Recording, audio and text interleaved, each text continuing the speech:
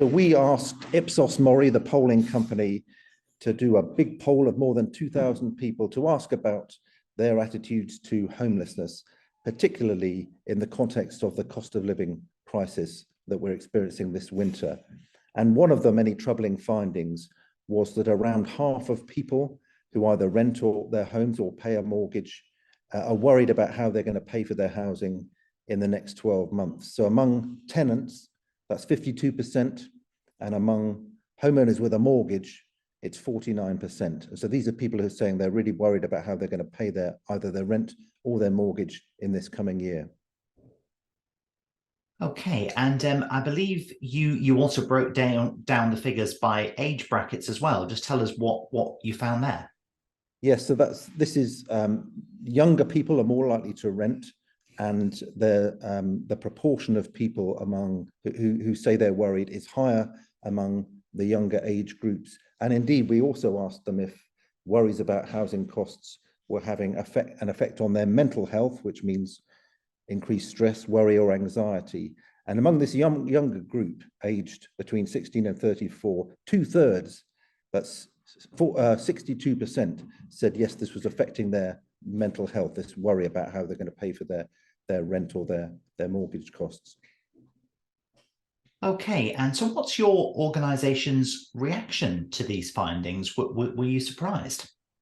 So we are very concerned that the cost of living crisis is putting such pressure on people's ability to afford their housing.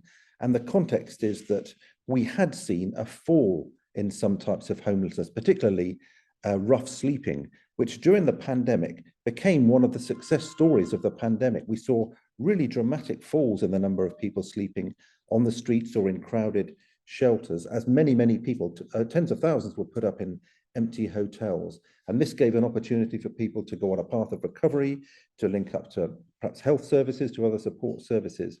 And our great worry is that much of that great work achieved during the pandemic may be at risk because of these cost of living pressures of people struggling to pay for their housing, on top of higher prices for food, for fuel, and for energy. And how do you think the next few months and the next couple of years are going to play out? Do you think some of these fears are actually going to come true for some of these people in the survey? Well, we know that people on lower incomes who have a smaller wage, or perhaps who are on benefits, spend a disproportionate amount of their income on these items such as food, heating, and their housing, which have risen substantially. So this is a great worry for us. We've already seen a big rise in the number of people living in temporary accommodation because they are at risk of homelessness. And our fear is that that number will rise significantly. There's already a shortage of suitable housing for people to live in on a temporary basis while they're awaiting a more permanent, stable home.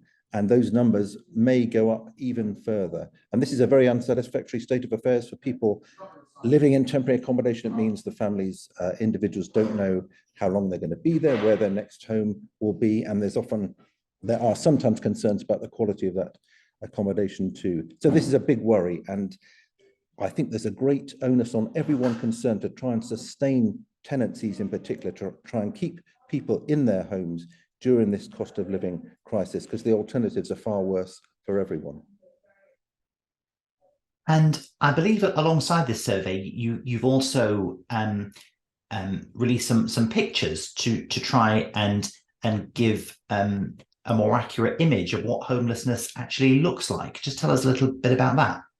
So at the Centre for Homelessness Impact, we think it really matters that people ought to be encouraged to understand homelessness as it is. It's a big, complicated, diverse phenomenon. And many people, when they think of homelessness, think of street homelessness. They perhaps have in their mind an image of an older, particularly a man, sleeping in a shop doorway, perhaps, or in a tent. Whereas the reality is that most experiences of homelessness are going to be families living in temporary accommodation, could be families living in a hostel, could be single people living in a hostel, people sofa surfing, as we call it. These are types of homelessness that are often out of sight, but are much more significant in terms of the numbers of people impacted. So we've commissioned a set of photographs of people living in these types of accommodation who are experiencing homelessness.